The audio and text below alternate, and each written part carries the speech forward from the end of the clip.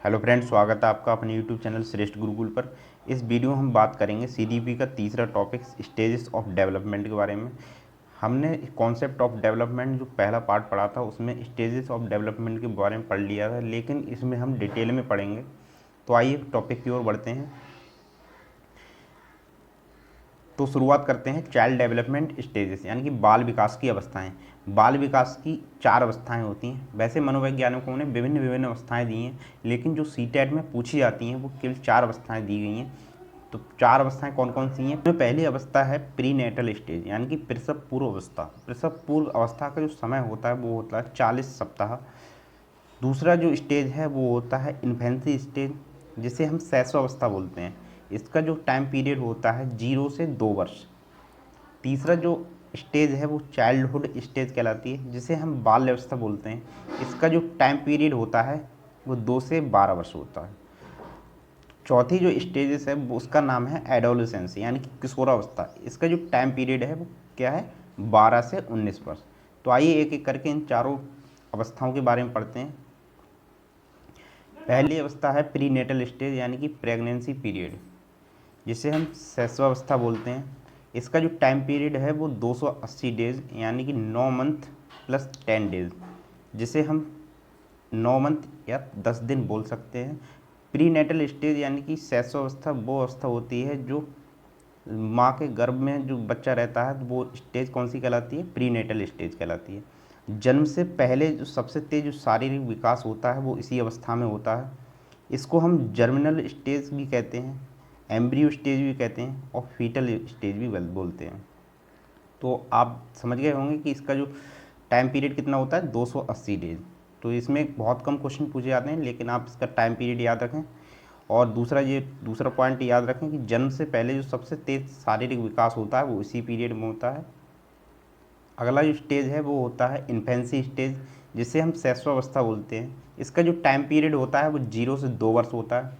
आइए देखते हैं इनके कौन कौन से इंपॉर्टेंट पॉइंट हैं जो एग्ज़ाम में सीधे पूछे जाते हैं। जन्म के बाद शारीरिक वृद्धि एवं विकास की दर तीव्र होती है। सबसे ज़्यादा तो जो जन्म से पहले होती है वो होती है वो प्रीनेटल स्टेज में, लेकिन जो जन्म के बाद इसमें तेज़ होती है, लेकिन सबसे तेज़ नहीं होती। सबसे तेज़ जो होती है वो होती है अर्ली चाइल्डहुड में। तो जन्म के बाद इसमें शारीरिक वृद्धि एवं विकास की दर अधिक तो होती है, लेकिन सबसे तेज़ नहीं होती। सभी प्रकार का विकास जैसे चलना फिरना महसूस करना इसी में होता है। अगला है तीव्र समायोजन की अवस्था होती है। तीव्र समायोजन की अवस्था का मतलब होता है कि जब बच्चा माँ के गर्भ में होता है, माँ के गर्भ से जब बाह्य वातावरण में आता है तो वह बिल्कुल अलग वातावरण में होता है। तो वह अंदर के वातावरण से बाह्य वातावरण को बहुत जल्दी एडजस्ट कर लेता है, इसलिए इसे तीव्र समायोजन की अवस्था कहा जाता है। नेक्स्ट पॉइंट है ज्ञानेंद्रियों से सीखना। वह बच्चा क्या होता है? ज्ञानेंद्रियों से सीखता है, सेंस ऑर्गन से सीखता है।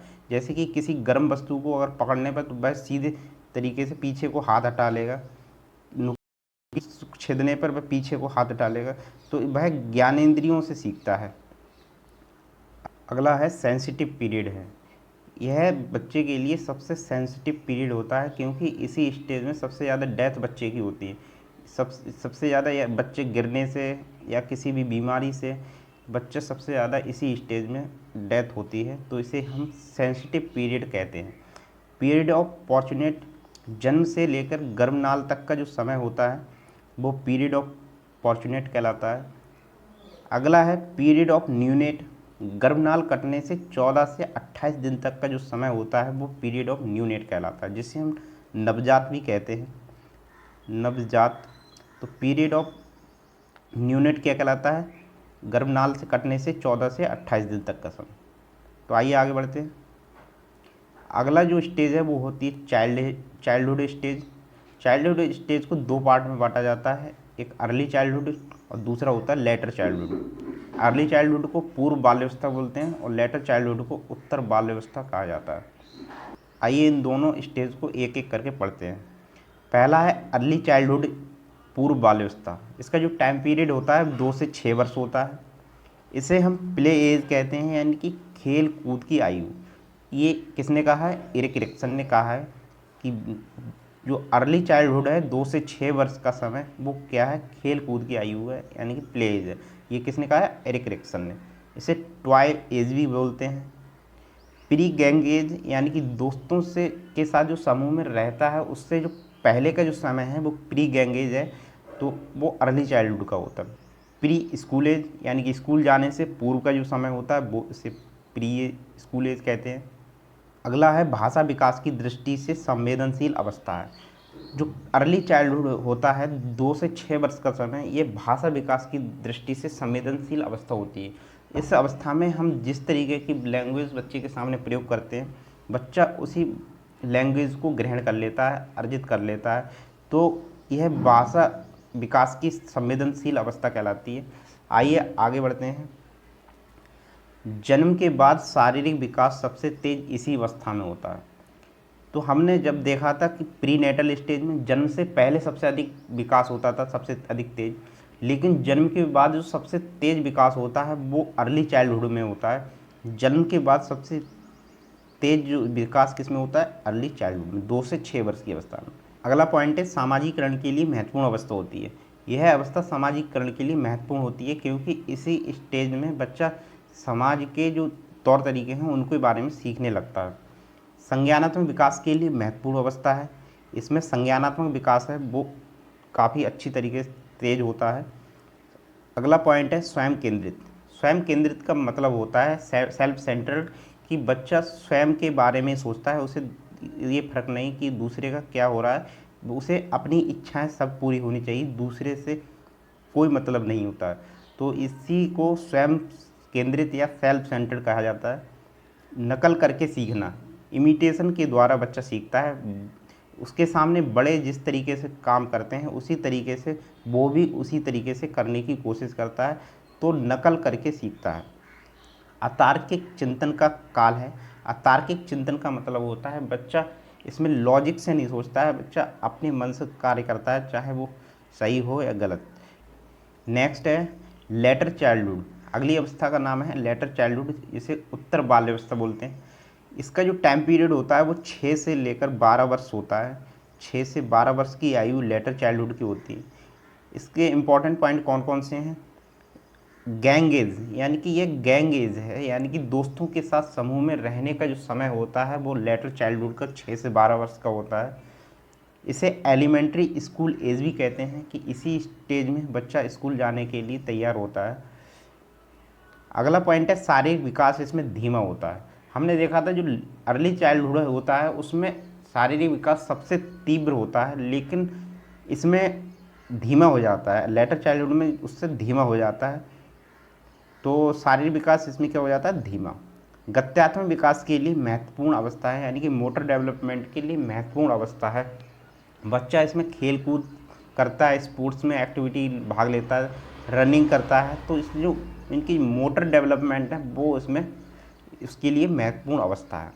स्यूडो मेच्योरिटी का मतलब होता है मिथ्या परिपक्वता की अवस्था, जिसको किसने कहा है, रॉस ने कहा है। मिथ्या परिपक्वता का मतलब होता है कि बच्चा सोचता है कि मैं परिपक्व हो गया हूँ या मेच्योर हो गया हूँ, तो वह डिसीजन लेने की कोशिश करता है, लेकिन असल में वो मेच्योर नहीं होता है। तो इसे ही मिथ्या परिपक्वता की अवस्था कहते हैं, कि वह सोचता है कि मैं मेच्योर हो गया है, लेकिन वह मेच्योर नहीं होता है। अगला है समलैंगिकता मित्रता, यानी कि समलैंगिक मित्रता का मतलब होता है वह अपने सेम सेक्स के साथ वह दोस्ती यानी कि फ्रेंडशिप करता है। तो यह स्टेज कैसी है, समलैंगिक मित्रता की है। अगला जो पॉइंट है वो है तार्किक एवं मूर्ति चिंतन। तार्किक एवं मूर्ति चिंतन का मतलब है कि बच्चा इसमें लॉजिकली सोचता है। बच्चा अगर सोचता है कि अगर पानी से अगर हो सकता है, तो और बर्फ़ से जब पानी बनता है तो उसका कोई रीज़न होता है, तो वह समझता है कि इससे किस कारण से बना है। तो यह इसमें बच्चा क्या करता है, तार्किक एवं मूर्त चिंतन करने लगता है। नेक्स्ट स्टेज है एडोलेसेंस, जिसे हम किशोरावस्था बोलते हैं। इसका जो टाइम पीरियड होता है वो 12 से लेकर 19 वर्ष होता है, लेकिन जो WHO है उसने जो इसका टाइम पीरियड है 12 से लेकर 18 वर्ष माना गया है। इसके कौन कौन से इंपॉर्टेंट पॉइंट्स हैं हम देखते हैं। एडोलेसेंस है वो लैटिन वर्ड एडोलोकेयर से बना हुआ है, जिसका अर्थ होता है परिपक्वता की ओर बढ़ना। दूसरा इसका इम्पॉर्टेंट पॉइंट यही है कि WHO ने इसका जो टाइम पीरियड है वो 12 से 18 वर्ष माना है। तो ये इम्पॉर्टेंट पॉइंट है, काफ़ी बार एग्जाम में पूछा गया है, तो आप इसे ज़रूर ध्यान रखें। तीसरा जो इम्पॉर्टेंट पॉइंट है ट्रांजिशनल पीरियड, इसे हम ट्रांजिशनल पीरियड क्यों कहते हैं, क्योंकि यह अवस्था बाल्यावस्था और वयस्क अवस्था के बीच में पुल की तरह कार्य करती है। एक तरफ अगर बाल्यावस्था है, दूसरी तरफ वयस्क अवस्था है, तो ये बीच का पीरियड है जिसे हम एडोलेसेंस कहते हैं। तो यह पुल की तरह कार्य करती है। बच्चा बाल अवस्था से वयस्क अवस्था में किशोरावस्था से होकर गुजरता है, इसलिए इसे ट्रांजिशनल पीरियड कहा जाता है। नेक्स्ट पॉइंट है सर्वाधिक बौद्धिक विकास किसमें होता है, वो इसी पीरियड में एडोलेसेंस के पीरियड में होता है। 12 से लेकर 19 वर्ष के जो पीरियड है इसमें सर्वाधिक बौद्धिक विकास होता है। नेक्स्ट, लीडरशिप स्किल डेवलप, नेतृत्व करने का विकास। जो 12 से 18 वर्ष का जो पीरियड है उसमें बच्चा लीडरशिप स्किल डेवलप करता है। तो माता पिता और अध्यापकों का कर्तव्य बनता है कि बच्चों को ज़्यादा से ज़्यादा नेतृत्व करने का मौका दें, जिससे उनमें लीडरशिप स्किल डेवलप हो। नेक्स्ट पॉइंट है लैक ऑफ इमोशनल स्टेबिलिटी। इस अवस्था में बालक इमोशनली रूप से परिपक्व नहीं होते और वह जल्दी ही भावनाओं बह जाते हैं। अगर उनसे कोई भी दूर हो जाता है, कोई भी चीज़ या कोई व्यक्ति दूर हो जाता है, तो वह समझते हैं कि इसके अलावा मेरी कोई लाइफ नहीं है और वह उदास रहने लगते हैं। तो इसी को हम लैक ऑफ इमोशनल स्टेबिलिटी कहते हैं, यानी कि इमोशनली रूप से परिपक्व नहीं होते हैं। नेक्स्ट पॉइंट है स्टेजेस ऑफ आइडेंटिटी क्राइसिस। इस अवस्था में बालक अपनी आइडेंटिटी की खोज में रहता है कि वह क्या है, उसकी पहचान क्या है। ये किसने कहा है, एरिक एरिक्सन ने इसको स्टेजेस ऑफ आइडेंटिटी क्राइसिस कहा है कि बच्चा अपने करियर के बारे में सोचता रहता है कि उसे क्या करना है, वह किसके लिए बना है, वह क्या है और उसकी पहचान क्या है। तो इसे स्टेजेस ऑफ आइडेंटिटी क्राइसिस का नाम दिया है एरिक एरिक्सन ने। स्थिरता और समायोजन की कमी, बच्चा इसमें स्थिर और समायोजन की कमी होती है, वह कभी कुछ सोचता है दूसरे पल में कुछ और सोचने लगता है, तो इसे स्थिरता और समायोजन की कमी का काल कहा गया है। नेक्स्ट पॉइंट है एडोलेसेंट ईगोसेंट्रिज्म। एडोलेसेंट ईगोसेंट्रिज्म का मतलब होता है कि बच्चा सोचता है कि वह समाज का केंद्र बिंदु है, यानी कि सभी लोग उसकी ओर आकर्षित हैं, वह सभी लोग उसको देख रहे हैं। इसी में वह फैशन करता है और सोचता है कि सभी लोग उसकी तरफ देख रहे हैं और सब उसी की प्रशंसा कर रहे हैं। तो इसे एडोलेसेंट ईगोसेंट्रिज्म की संज्ञा दी है।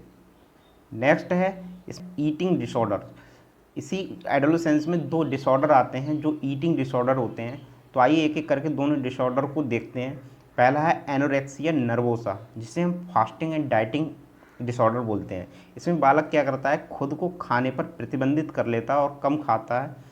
दूसरा होता है बुलिमिया नर्वोसा, जिसे ब्रिंज ईटिंग कहते हैं। इसमें बच्चा क्या करता है, हद से ज़्यादा खाने लगता है। तो ये 2 डिसऑर्डर हैं जो एडोलेसेंस में पाए जाते हैं। तो ये हमारा आज का सेशन रहा, तो उम्मीद है आपको अच्छा लगा होगा। तो अगर आपको वीडियो अच्छी लगी हो तो लाइक कीजिए, शेयर कीजिए और चैनल को सब्सक्राइब करना ना भूलें।